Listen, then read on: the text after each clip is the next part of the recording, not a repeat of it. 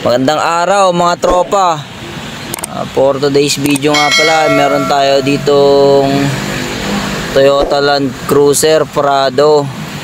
So yan, papalit nga pala tayo ng oil filter dito. Yung oil filter nya pala nandito sa bandang driver side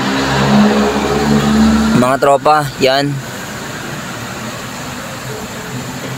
medyo nakatago siya kaya medyo mahirap hanapin. Papalitan natin yan mga tropa. Gamit lang tayo ng filter wrench. So yan,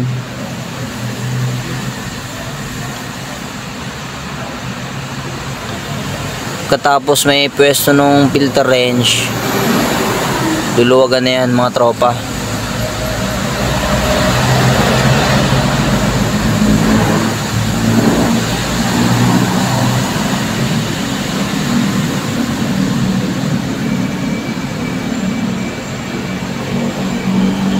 Yan, nakapwesto na.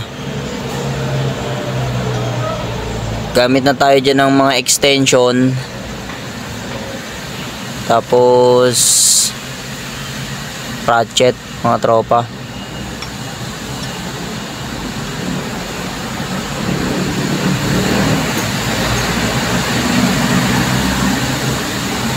Pahirapan lang siya kasi daming hose na nakaharang, pero carry naman.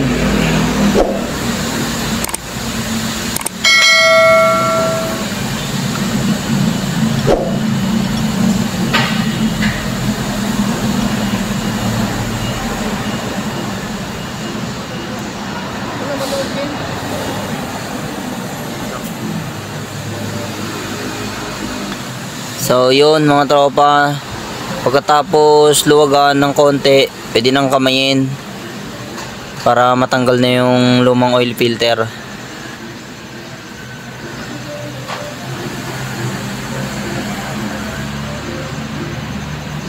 Kinamay na lang mga tropa kasi maluwag na yan. Ayan, tanggal na.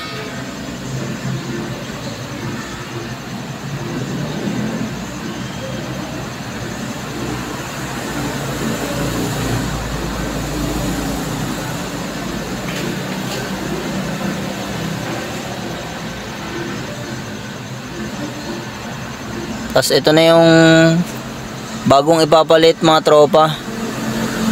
Ang brand nga pala niyan ay Union na, tas ang part number niya ay C-171.